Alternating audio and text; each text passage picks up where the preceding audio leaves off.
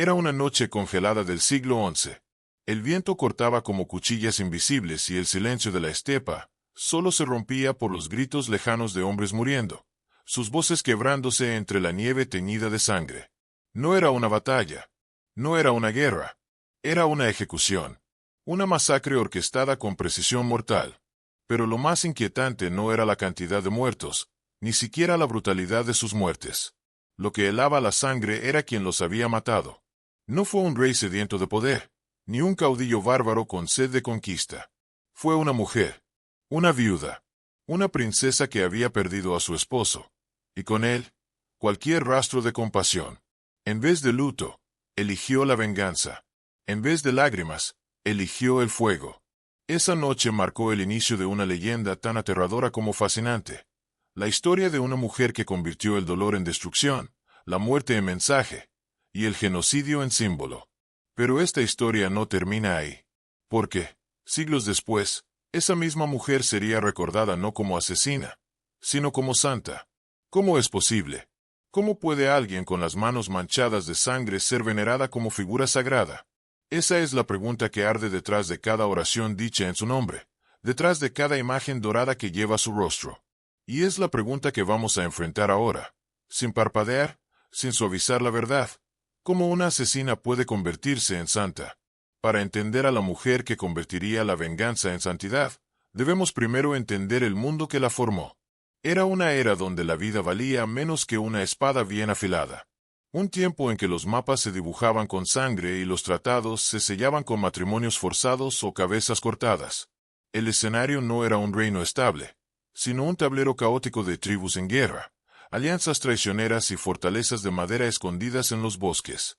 Los días eran para recolectar tributo, las noches para planear emboscadas. La lealtad no se pedía, se arrancaba con fuego. Los hombres que gobernaban no eran líderes, eran depredadores. Y las mujeres eran piezas de intercambio, raramente vistas como algo más que vientres útiles. En medio de este abismo brutal nació nuestra protagonista. No en un palacio, sino probablemente en una aldea mercante, donde los vikingos comerciaban esclavos por plata y los sacerdotes aún no sabían rezar su nombre. Desde niña vio que el poder era una cuestión de supervivencia, y que el amor era un lujo peligroso. En este mundo, ser débil era morir lento. Y si eras mujer, la única forma de mantener tu voz era que todos temieran tu silencio. Así era la tierra antes del fuego, antes de la sangre, antes de que Olga, la viuda, se convirtiera en tormenta. En ese mundo de hierro y cenizas, donde la muerte era rutina y la traición costumbre, surgió una mujer distinta.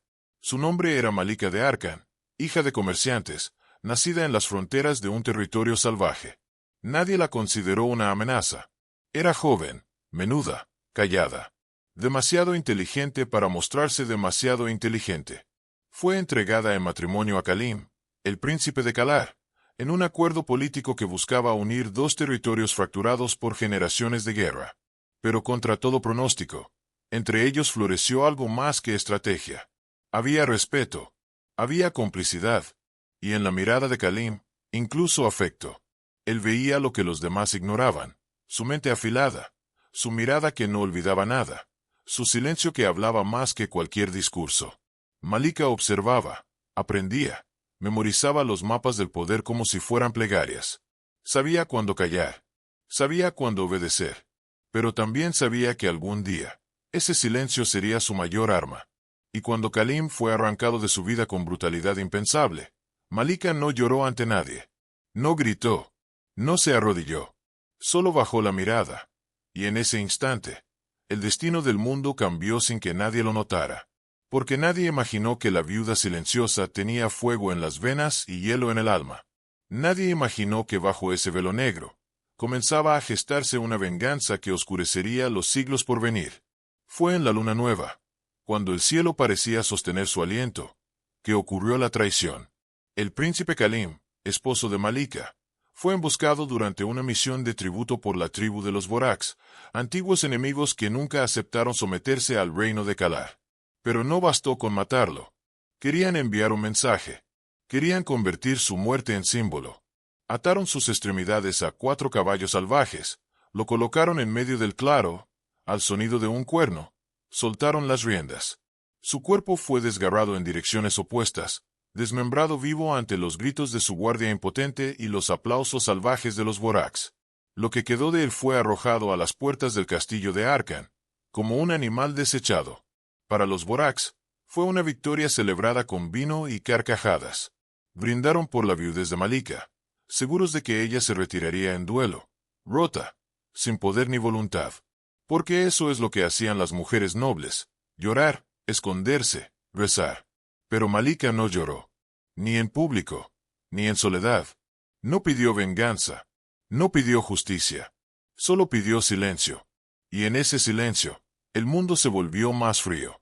Porque no sabían que, en el mismo momento en que sus enemigos reían, ella ya había empezado a escribir sus nombres en la lista de los condenados. No sabían que su dolor no la aplastó, la afiló. Apenas se secaba la sangre del príncipe Kalim en la piedra de la ciudadela, cuando llegaron los primeros emisarios de los Boraks. Vestidos con sedas robadas y collares de dientes humanos, entraron en el salón de audiencias con sonrisas de serpiente. Traían una propuesta: que la reina Malika se casara con Torvak, el líder voraz de su tribu. Según ellos, así unirían los pueblos y acabarían la guerra. Pero todos sabían lo que eso significaba: rendición, sumisión, humillación. Ellos pensaban que ella aceptaría. Pensaban que su oferta era irresistible para una mujer sola, sin ejército, sin esposo. Pero Malika los recibió con cortesía glacial. Les ofreció vino y descanso. Les prometió una respuesta al amanecer. Esa noche, mientras dormían en su campamento dentro del palacio, los sirvientes cavaron una fosa en el patio central. Al alba, los embajadores fueron invitados a una ceremonia de honor. Malika los condujo personalmente al lugar, con una sonrisa suave y ojos como piedra. Aquí recibirán la respuesta que merecen, dijo, mientras eran empujados dentro del hoyo. Algunos gritaron, otros imploraron, pero nadie fue escuchado. Palada tras palada, la tierra los cubrió mientras sus cuerpos se retorcían bajo el peso del barro. El último en ser enterrado fue el portavoz, aún aferrado a un anillo de oro que ya no significaba nada. Cuando todo quedó en silencio, Malika murmuró: que su propuesta descanse con ellos. Así comenzó la venganza.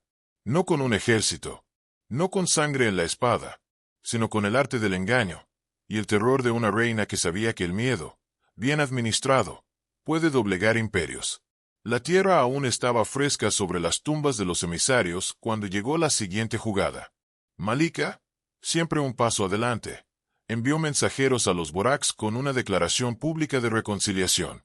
Dijo que lamentaba haber reaccionado con rabia al asesinato de su esposo, y que deseaba terminar el ciclo de violencia. Invitó a los nobles borakianos más influyentes a un gran banquete en su honor, como símbolo de una nueva alianza. Vinieron con trajes pesados, colmados de orgullo y perfumes dulces para ocultar el hedor de la traición. Malika los recibió con música, manjares y vino en abundancia. Rieron, brindaron, incluso bailaron. Ella los escuchaba con paciencia, como una anfitriona perfecta. Pero bajo el salón de piedra, ya se acumulaba el aceite.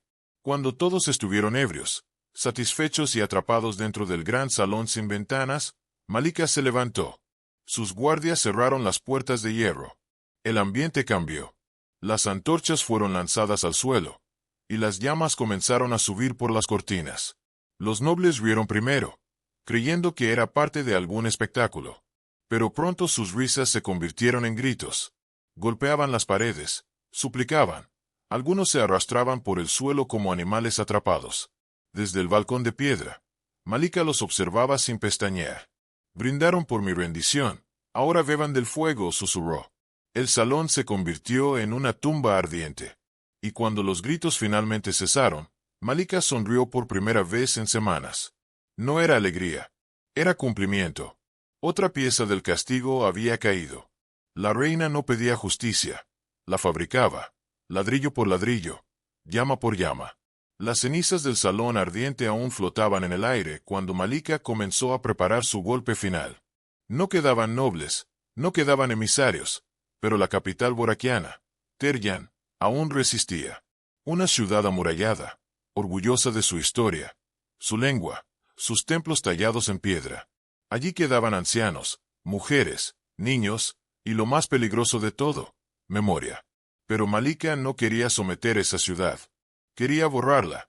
No solo destruir cuerpos, sino símbolos, raíces, canciones, dioses. Para eso, diseñó un ataque tan silencioso como brillante. Envió una última comitiva, fingiendo rendición. Como tributo, pidió algo mínimo, que cada casa de Terjan ofreciera 3 aves vivas, como símbolo de paz entre el cielo y la tierra. Nadie sospechó. Esa noche, en su campamento, los soldados de Malika ataron a cada ave un pequeño fragmento de tela empapada en aceite y resina ardiente. Cuando encendieron las mechas, soltaron a las aves. Estas volaron directo a sus hogares, a los techos de paja, a las vigas de madera, a los nidos ocultos bajo aleros. En minutos, Terjan se convirtió en un infierno vivo. Las llamas avanzaron como viento rojo. Gente corriendo, madres cargando bebés que ya no respiraban, cánticos ahogados en humo. Desde la colina, Malika observó sin pestañear. Había cumplido su destino. Al amanecer, la ciudad era polvo. Los templos, ruina. Las estatuas, fragmentos. La cultura Borak, extinta. A los pocos sobrevivientes se los encadenó y vendió en los mercados del este. Las tierras fueron divididas entre los leales al trono de Arkan. Donde antes se elevaba una nación, ahora solo quedaba silencio y leyendas. Malika no buscaba victoria, buscaba borrado. Y lo consiguió. Pasaron los años. El polvo de Terjan ya había sido barrido por los vientos y el nombre de los Boraks se convirtió en eco lejano entre ruinas olvidadas. Malika reinaba con mano firme sobre un reino expandido. Pero algo en sus ojos había cambiado. No la intensidad, sino su dirección. Ya no miraba hacia afuera, hacia el enemigo, sino hacia arriba, o quizás hacia adentro. Un día, sin aviso previo, anunció un viaje a la ciudad sagrada de Luminaris, capital de un imperio teocrático que había observado sus actos desde lejos, con una mezcla de horror y respeto. Allí, rodeada por cúpulas doradas, incienso y cánticos milenarios, Malika se arrodilló. Aceptó el fuego eterno, la fe ancestral del continente, que predicaba redención, compasión y limpieza espiritual. ¿Fue un acto sincero de culpa tardía? ¿O una jugada política para legitimar su legado? Nadie lo supo. Ella nunca explicó. Solo pidió ser llamada desde entonces servidora de la luz, y comenzó a construir templos donde antes alzaban piras. Promovió tratados de paz, prohibió las venganzas familiares, instauró códigos legales escritos en mármol. A los huérfanos de Terjan les dio nuevas tierras, a sus escribas, pergaminos. A los sacerdotes, silencio. Los que antes temían su espada, ahora veneraban su sabiduría. Pero la pregunta quedó suspendida en los pasillos del poder. ¿Había encontrado la luz, o simplemente había aprendido a disfrazar la oscuridad? El paso del tiempo suaviza los bordes más filosos, y el fuego que una vez destruyó ciudades ahora ilumina altares. Malika, la viuda de Arkan, la reina del fuego, fue rebautizada por la misma institución que una vez habría condenado sus actos. La Iglesia del Fuego Eterno, ahora aliada inseparable de su reino, la proclamó Santa Malika, llama de la redención, y más aún, la declaró apóstol. Su biografía fue reescrita en papiros dorados, los embajadores enterrados fueron instrumentos del mal, los nobles calcinados herejes arrogantes, y la quema de Terjan, un castigo divino necesario para la purificación del mundo. El pueblo Borak, ya extinto y sin voz, no pudo refutar esta narrativa. Sus cantos desaparecieron, sus templos fueron reemplazados por santuarios dedicados a la santa que los aniquiló. Las estatuas de Malika comenzaron a alzarse en plazas, con una paloma en una mano y una llama en la otra. Su rostro, antes símbolo de temor, fue estampado en monedas, vitrales, himnos y oraciones. Se le rezaba en tiempos de guerra, en partos difíciles, en juicios reales. Nadie hablaba de los cuerpos. Nadie mencionaba los gritos. Solo la santa quedó, y el silencio. El mito había vencido a la memoria. La asesina había sido coronada por el olvido, y convertida en milagro. Y así, la historia se cierra no con gritos, sino con himnos. No con sangre, sino con incienso. La figura de Malika descansa en vitrales bañados de luz, en altares dorados, en las oraciones de los devotos que nunca conocieron el eco de sus crímenes. Pero mientras las campanas suenan y los cánticos se elevan, una voz más antigua, la de la memoria cruda, susurra bajo la superficie. ¿Puede alguien que bañó la tierra en fuego y ceniza realmente encontrar redención? ¿O simplemente cambió la espada por la túnica, la ejecución por la exaltación? La fe redime, o encubre. Tal vez no sea la historia la que miente, sino nosotros quienes elegimos qué parte creer. Preferimos los santos que nos dan esperanza, no los monstruos que nos muestran de que somos capaces. Y así, dejamos que los huesos se enfríen bajo el mármol sagrado, que las ciudades perdidas se cubran de pasto y olvido. Pero el humo no se disipa tan fácil, porque cada vela encendida en su honor arde con el humo de huesos olvidados. Y si escuchas con atención, incluso en la catedral más silenciosa, aún se oyen los gritos de Terjan flotando en el incienso. No como acusación, sino como advertencia.